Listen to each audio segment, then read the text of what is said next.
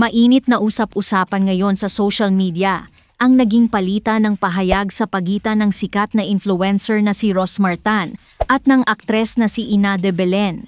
Nagsimula ang lahat sa isang simpleng comment ng fan pero nauwi ito sa matinding pasabog at bardagulan.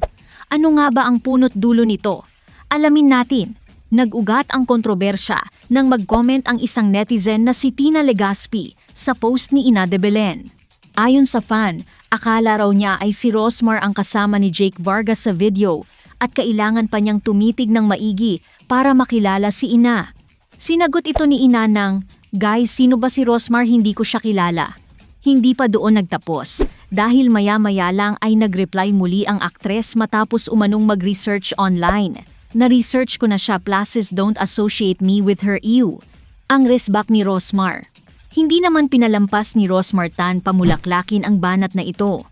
Sa isang Facebook post, diretsahang sumagot si Rosmar at hindi na itago ang kanyang pagkairita sa salitang ew na ginamit ng aktres.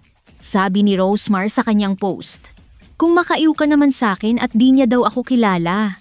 Nahiya naman ako sa'yo, Filipina actress nakalagay, pero di din naman kita kilala. Mas maraming beses pa ata ako lumabas sa TV kesa sa'yo, ante. Kung makaiwagas, inaano ka?" Reaction ng netizens. Hati naman ang opinyon ng mga netizens sa isyung ito.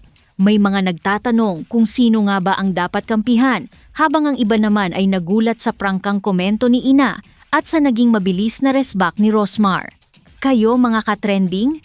Sino sa tingin nyo ang may punto sa labanang ito? Team Rosmar ba kayo o Team Ina? I-comment ang inyong opinyon at huwag kalimutang i-share ang videong ito para sa higit pang updates.